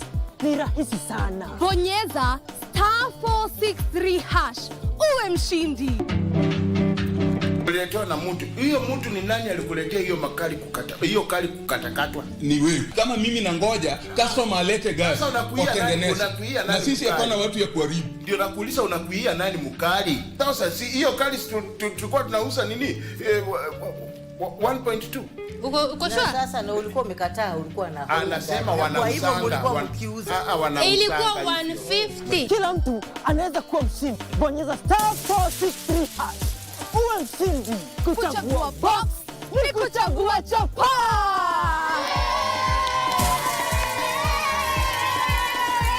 Kumbuka, kila unapocheza Lucky Box unasaidia watoto kusoma.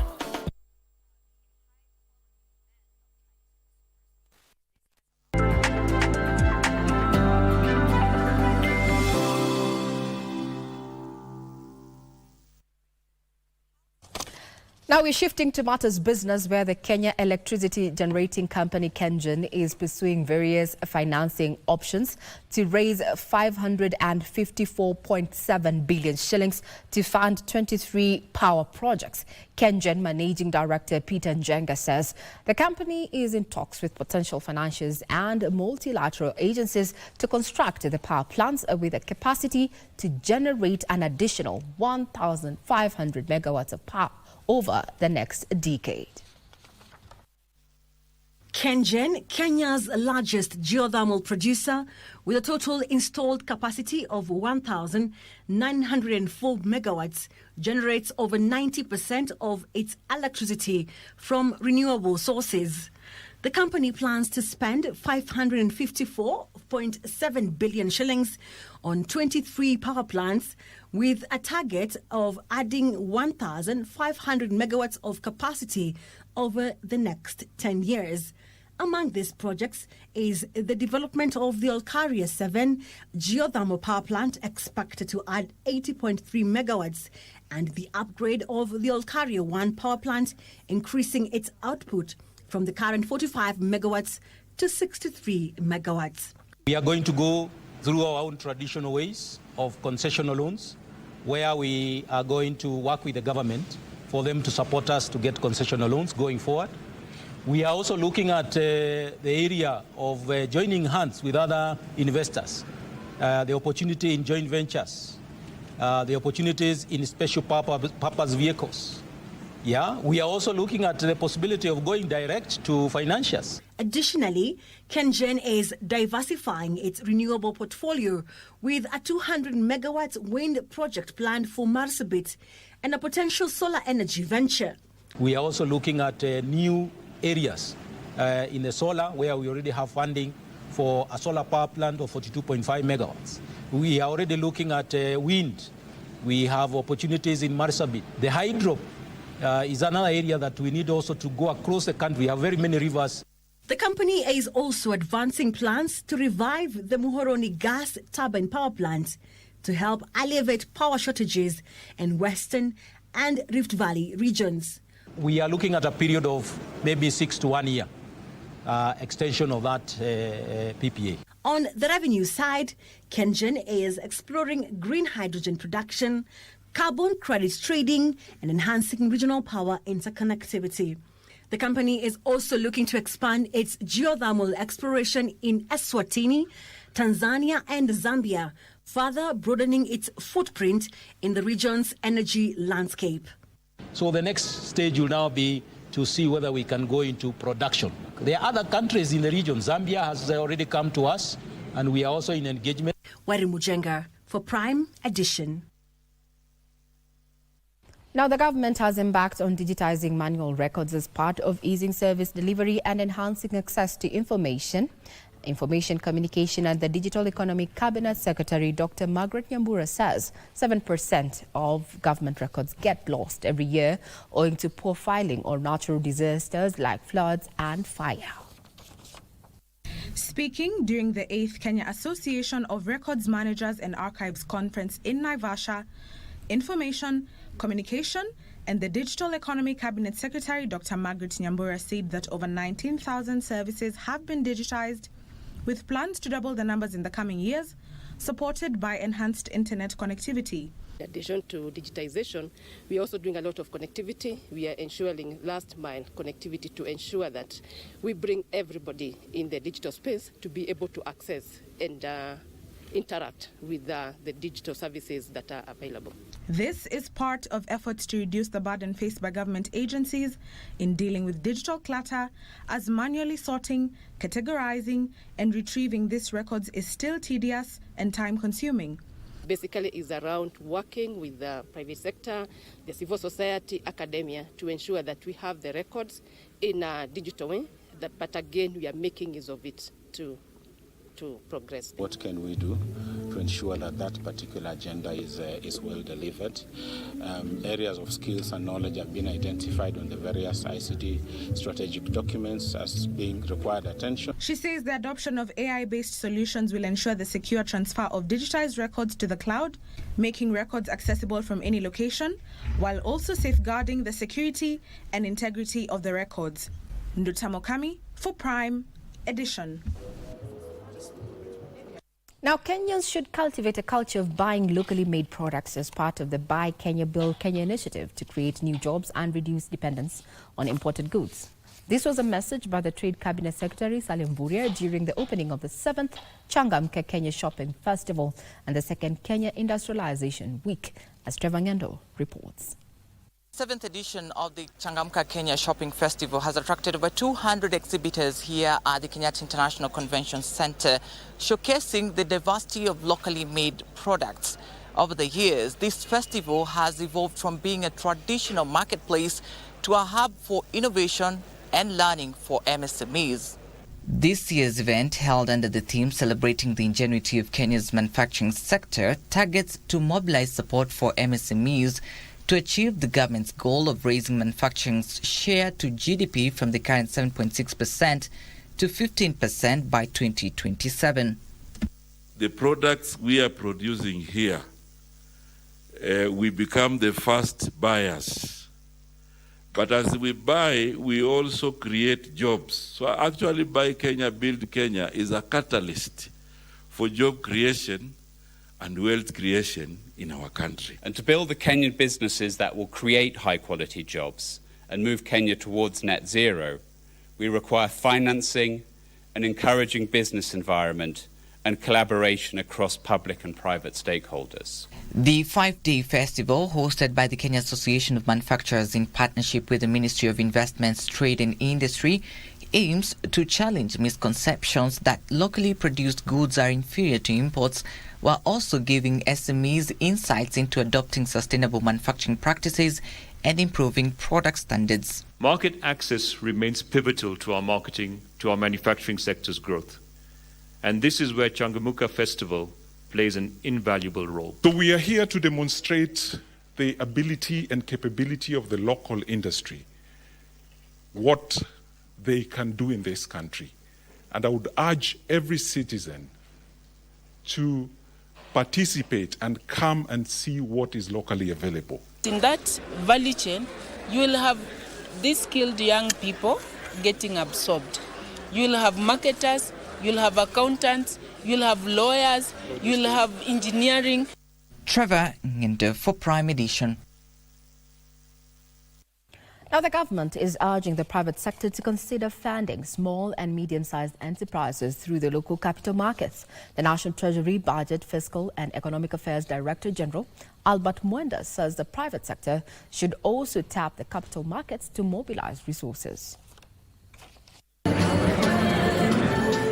According to the Capital Markets Authority, only 1% of local companies tap domestic capital markets for resource mobilization, with the rest raising funds through expensive sources like commercial lenders. The government now wants more private sector players to tap innovative mechanisms like green bonds to fund their operations. Financing for projects under these sectors may require huge capital outlays, part of which can be accessed through capital markets if they are well developed and offer appropriate products. Efficient access to financing by private sector through capital markets would enable them to contribute to economic development. This question of sustainable capital market development and the need for more innovative financial markets, that need has never been greater than it is today. However, seen as the backbone of the Kenyan economy, development partners are now targeting small businesses, with Financial Sector Deepening Africa (FSD Africa) announcing a kitty for SMEs to get access to capital markets.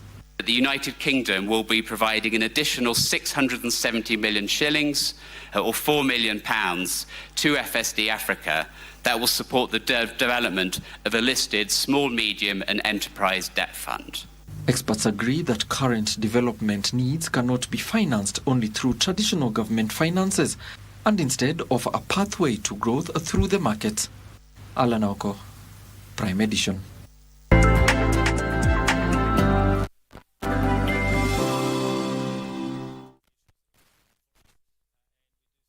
Rahisisha uwezo wako wa ushindi kwa kukuwa memba wa Loto Moto, na ni rahisi. Dial *570#. Ukiwa memba ni rahisi kufika kwenye jukwaa hili ili kujaribu mchezo wetu wa Loto Moto Show.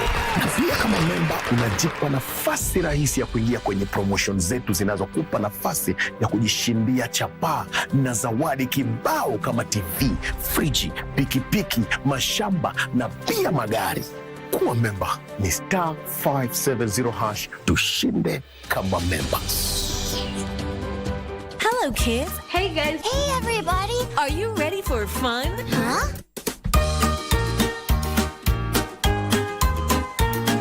We have an amazing package just for you. Akili.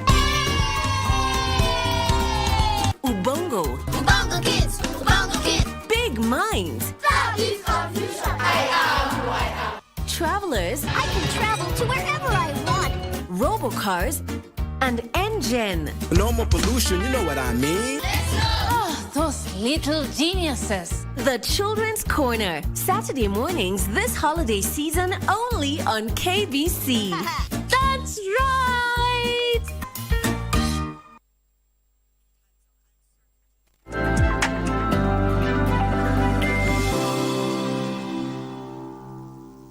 Still on business tonight, now microinsurance underwriters have been urged to leverage smartphone penetration and technology to drive uptake of microinsurance products. Speaking during the launch of Turaco Microinsurance, Deputy Director, Universal Service Fund, Paul Kierga, said flexible payment options allowing customers to pay premiums in small, manageable amounts directly from their mobile wallets has lowered the point of entry for a majority of Kenyans who are likely not to be covered, like smallholder farmers.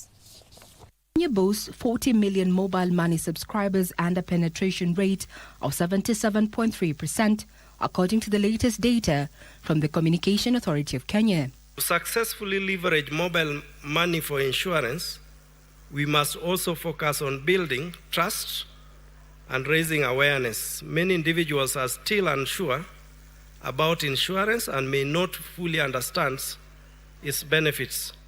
Despite the flexible and versatile nature, microfinance penetration remains low in Kenya.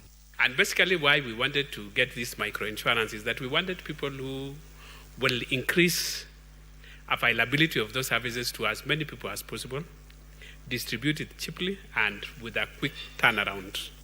Experts say adoption of mobile money services provide a unique platform to reach the marginalized and underserved segments of the population.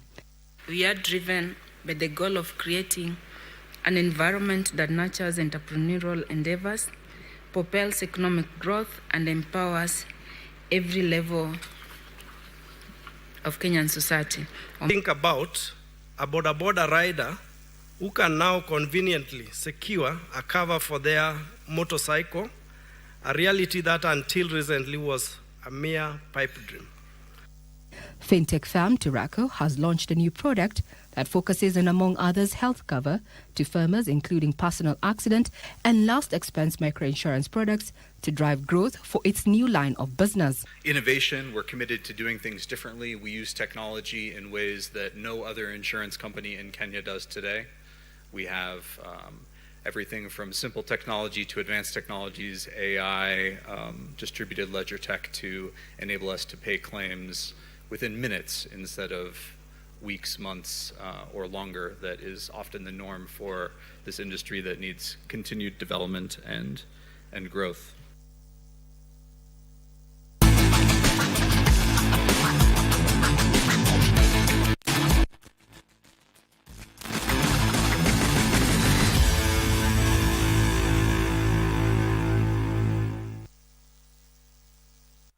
A very good evening and welcome to Prime Edition Sports with me, Bernardo Kumu.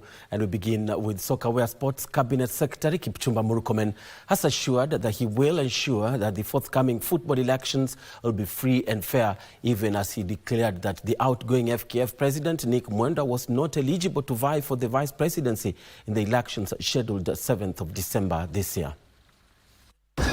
Appearing before the National Assembly Departmental Committee on Sports and Culture, Sports CS ruled out the candidacy of the outgoing FKF President Nick Mwendwa, saying it negated the law and was not morally binding. It is not tenable by law for a former president to run as a vice president. It flouts the same FKF elections. I'm not saying there is absence of law. Anyone who thinks that it's because of absence of law is, in my opinion, is misinterpreting the law. He moved to assure that the forthcoming elections will be free and fair, revealing that a meeting between the government, the Electoral Board and FIFA is expected to be held prior to the elections. For as long as they are going to conduct the elections independently, I have no interest in trying to micromanage what they are going to do. In any case, all the other federations are doing the elections independently. Meanwhile, the FKF presidential aspirants expressed their concern over the independence of the Electoral Board, calling for its relocation from Kandanda House, the seat of the Football Kenya Federation. For me, for the Electoral Board to ban people who are actually following what the law requires makes no sense to me. They are opening themselves up to legal issues in the future. Members, and I think Barry here can verify, must be members of FKF. You cannot get people from outside. That is FIFA statute, and it's all well elaborated in FKF constitution. FKF Electoral Board needs to be out of FKF offices, and it's human nature. If IEBC was operating as State House, do you think the opposition would agree? They would not. IEBC. Waziri wa michezo tunamuomba tafadhali make sure ametoa hiyo board hapo, amepeleka mahali pengine, ama watafuta watu wengine ambao ni wa haki. Kwa sababu tusema hivyo ni hivi, hatutakubali hii kura watu kutuchezea shere kila wakati. Speaking during a debate that brought together 6 presidential aspirants, the contestants promised to focus on governance and fix the country's football sector. The county elections scheduled Saturday will precede the national presidential polls set for December 7th. And now to athletics, where world marathon record holder Ruth Chepngetich is the only Kenyan athlete who made the cut in the final list of nominees for the 2024 World Athletics Awards. Chepngetich, who is also the 2024 Chicago Marathon champion, has been nominated in the Women's Out-of-Stadium Athlete of the Year category, and she'll battle it out with Olympic marathon champion Sifan Hassan of Netherlands. Other Kenyan athletes who had been nominated initially but did not make it to the final list include Olympic champion Faith Kipyegon, Olympic marathon bronze medalist Benson Kipruto, Olympic 800 meters champion Emmanuel Wanyonyi, world 10,000 meters record holder Beatrice Chebet, and world 10-kilometer record holder Agnes Ngetich. Winners of all the categories will be revealed during the World Athletics Awards on the 1st of next month in Monaco. Of the 2024 Bank of America Chicago Marathon in a time of 2. And now to rugby, where the national rugby women's team is scheduled to leave on Thursday for the Africa Women's Sevens, scheduled to kick off this Saturday in Accra, Ghana. The Lionesses, who have been training at the Arfia grounds along Gong Road, will open their campaign against Mauritius in Pool B before they take on hosts Ghana and Madagascar at the University of Ghana Rugby Stadium. Defending champions South Africa, who beat Kenya in the finals last year, will be up against Burkina Faso, Zimbabwe and Tunisia in the opening round. Uganda will face Zambia, Cote d'Ivoire and Senegal. In Pool C, this is the first time that Ghana will be hosting the Rugby Africa Women's Sevens Championship, which is a qualifier for the 2025 World Rugby Challenger Series. This is referee playing an advantage. The mark is on the attack, looking to do what they just done a couple of minutes ago. And to further afield now, news making headlines across the borders, where Harry Wilson struck twice in stoppage time to give full...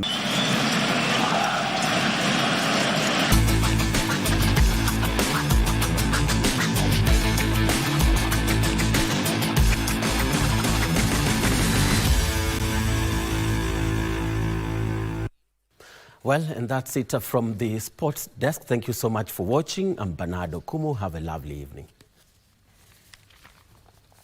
Well, it is a wrap from this, and remember, this Tuesday and every other Tuesday, we're going to be looking at the dynamics around the bottom-up economic model, transformation agenda, that is the plan, and how government is working at implementing those policies and projects that were made or that were contained in the manifesto, and government has, especially the executive, has pronounced itself on those matters. So do keep it right here. You're watching KBC Channel 1. I wish you a pleasant evening ahead. I'm Regina Manyara.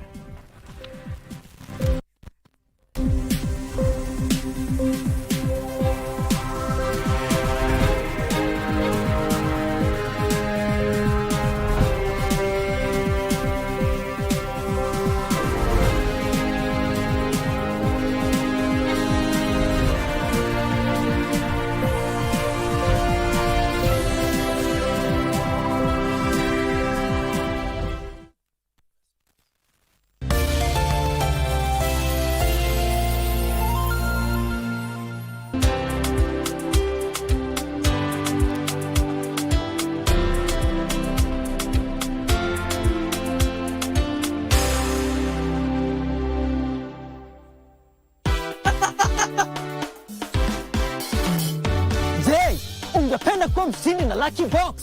Ni rahisi sana. Bonyeza *463# uwe mshindi. Where am I? I'm going to report this to the police right away. He will panic and do something stupid. I will destroy him and everybody else who helped him do this. For the first time, I feel very, very powerless. At least now he feels what it is like to almost lose a loved one. Kila mtu anaweza kuwa mshindi. Bonyeza *463# uwe mshindi. Kuchagua box ni kuchagua chapa.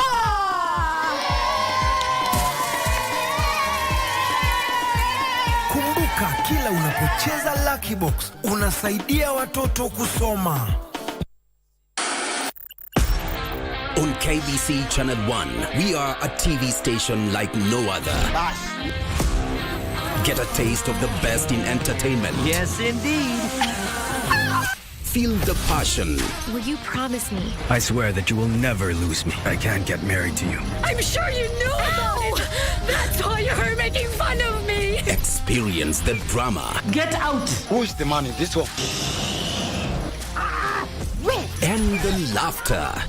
Hii wigi umevakishwa. Sile wakati tulikuwa tunaapishwa tunapewa mheshimiwa.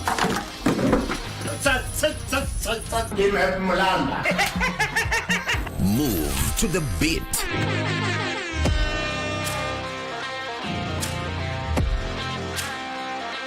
We are live from Broadcasting House. And get informed on the latest happenings. KBC Channel 1. Wow.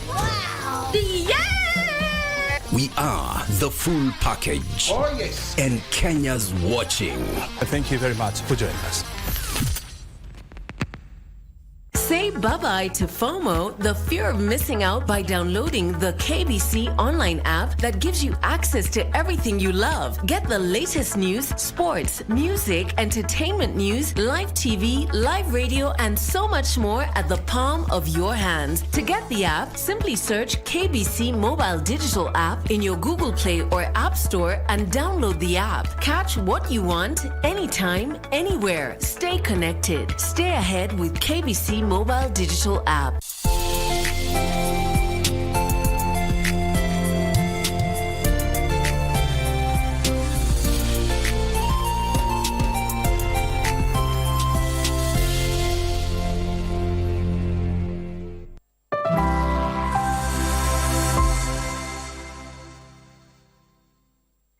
Cheza Loto, shinda pesa moto.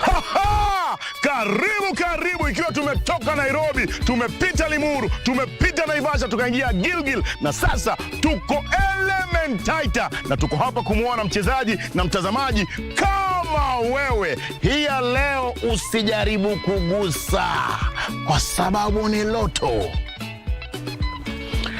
Moto! *570# Nice, nakumbuka *570# option ya 4 inakupatia fursa ya kupata Probox, na pia niko na watatu hapa. Brother boss, majina nani? Mimi naitwa Alkano Berke Abdi kutoka Marsabit County. Alkano ndakuita Abdi. Sawa sawa. Ndakujigilia. Shughuli ni gani unafanya? Mimi kazi yangu ni kuuza kuni. Unauza kuni? Aha, unauzaje? Mimi niko na tuktuk. Nauza, naenda msituni kuleta kuni. Naleta nyumbani hapa kwa nyumbani tu. Mama anauza kwa nyumbani. Kwa hivyo wewe ni supplier. Na inakupeleka aje? Inanipeleka tu kiasi, lakini tuktuk mwenyewe inanisumbua. Ina engine mbaya. Yaani inaenda msituni huko, nikienda msituni huko inakufia huko. Napiga simu alafu watu wanakuja kunikoni. Yaani marafiki wenzangu wenye wako na tuktuk wanakuja kunitoa huko msituni. Kwa hivyo hii tuktuk inasumbua. Inasumbua sana. Iko pesa ya kutengeneza tuktuk. Iko pesa ya kutengeneza na labda hata ya kununua tuktuk. Ndio unataka? Kabisa. Kama shilingi ngapi? Pesa inanunua tuktuk ni mingi sana. Napenda. Sister, majina nani? Naitwa Lucy Makungu. Kutoka wapi? Kutoka Mariakani. Mariakani watu wanacheza Loto.